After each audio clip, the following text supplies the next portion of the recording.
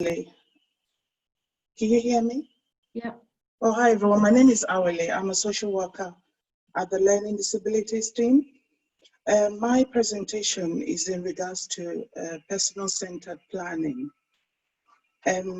Just to note that we are business as usual. We're still completing personal-centered plannings. We're still completing assessments and reviews in our team and Havering as a whole. In terms of the definition for personal-centered planning, I thought there are different elements to it, and I felt it would be good to reflect the different elements of personal-centered planning in terms of the definition. The first part of it talks about personal-centered planning as a way of supporting people to plan their lives around what is important to them and for them. And it's about putting the people at the center of their care, providing care that meets the person's physical, mental needs while also embracing their choice and preferences. Personal-centered is also about constant review. As a local authority, we have a duty to always review whatever care we've put in place. So it's about learning, listening. It's also about focusing on the future of the person, what they want to take forward in terms of their thoughts, their concerns, opinions, all whilst working with their family and friends. Personal-centered plan is also about focusing on the strength of the individual, their abilities and capabilities in what they can do and the bit that they may need support with. So also here you have personal-centered is about the person at the center. So therefore it's about the client in the middle of the whole personal-centered plan.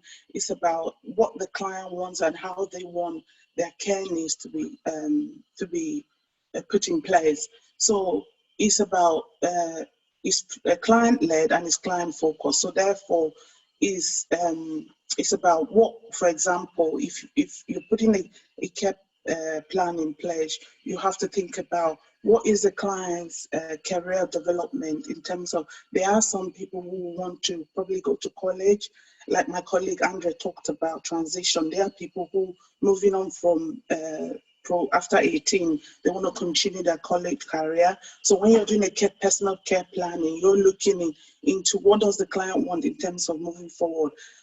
You also look about their abilities, their strengths, about what they can do.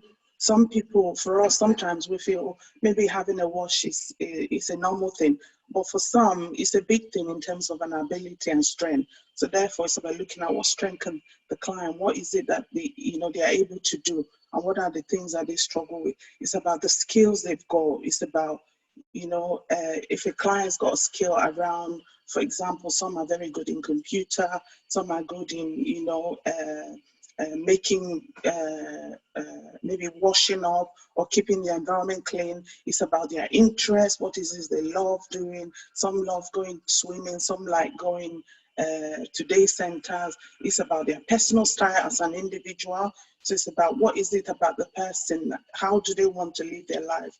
You also look into their family as well, because it's about everything around the client. So their family is a crucial part of personal-centered planning.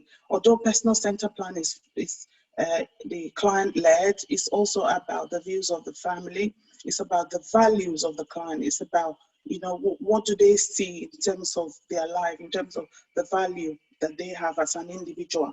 It's about the goals they want to achieve. What goals do they want in terms of moving forward in life, in terms of sustaining their life and ambition. So personal-centered planning has a lot of benefit in terms of when a person is at the center of their plan, it supports the individual's independence because it's about what that person wants to do. It's about what that person wants to achieve. It also honors choice because it's about me. It's about, what I want. It's not what my family wants. It's not what my friends want. It's about my choice. So it also improves quality of life because if something is about somebody's choice, it's about what they want and it's about they are independent. It helps to improve their quality of life.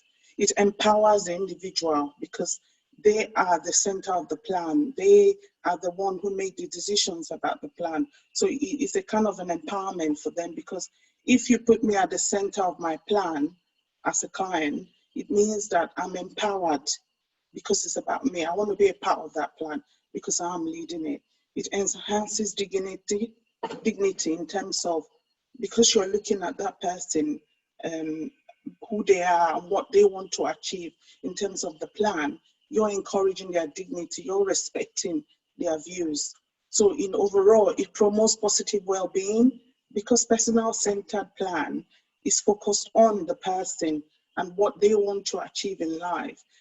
That person is happier, that person is more engaging, that person is more beneficial for them, because they know it's about them, so it promotes their health and well-being. There is a crucial role for carers and families in terms of planning, in terms of personal-centered care. However, personal-centered care is centered on the client, and it is the client-led.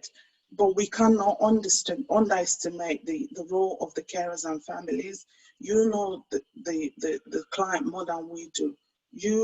I mean, as for example, if you're a parent or a client, you know that client from the beginning of time. So as a parent or family or friend, you are a good contributor in terms of personal care planning. However, it's also crucial to understand that it's about the client and it's about what they want and what they want to achieve in life. A good personal care planning should include, for example, as a service user or a client, a good personal-centered planning expects that the plan agrees to, that the client agrees to the care support plan. It expects that the client know what to do if things change. So therefore, it's about making sure that the planner is giving the client and their family enough information in regards to the plan as to who to contact in terms of the plan. It means I have as much control of my planning, my care and support as I want. It also means that the client decides the kind of support they need and how they want it to receive it. So this part will be looking at, if, for example, a client has care and support need, and they want and there's a need for them to get support around the areas that they struggle with or they might need support with. It's left for the client to decide how they want that care to be met, in terms of, do they want it to be via direct payment? Do they want a PA to come in to support them? Do they want to buy their own care, or do they prefer for a mainstream provider to provide that? So it's about giving the client that choice to be able to decide what way they want that care to be provided. It's also about the care plan is clearly entered on their record, so they know if anytime, it's very visible as to what their needs or what the support or their strengths are.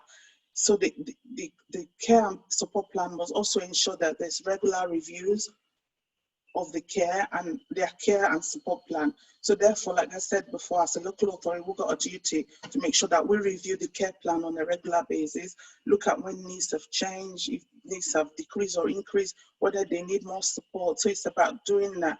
And in this case, anything regarding the care and support plan, the care planning manager should be contacted in regards to it. And this is the social worker or the care assessor in regards to it. So it's also about planning ahead, the client staying in control in terms of an emergency. If anything happens, we've got instances where, a client lives with mom, and mom is the main carer. All of a sudden, something happens when mom has a fall, there's an emergency where the client should know who to contact, where to contact. It's about putting all systems in place to help me and avoid crisis. So it's about looking at, in case of an emergency, who do you call? That should include in the planning process as to the emergency contact numbers, in terms of, who do you contact in terms of the care planning. It's also about, to avoid crisis, we work with the view that we are trying to avoid crisis before it happens. So therefore, it's about making sure that all the information needed in terms of the care planning is available to the client in terms of emergency contacts, information about who to reach in terms of maybe increase or decrease in care or if needs have changed. And that's it about my presentation, really. So if you need any information regarding care planning, it's about contacting the social worker or the care planner, and all information can be obtained by the Hermitage or the Havering Access front door. Thank you. Thank you.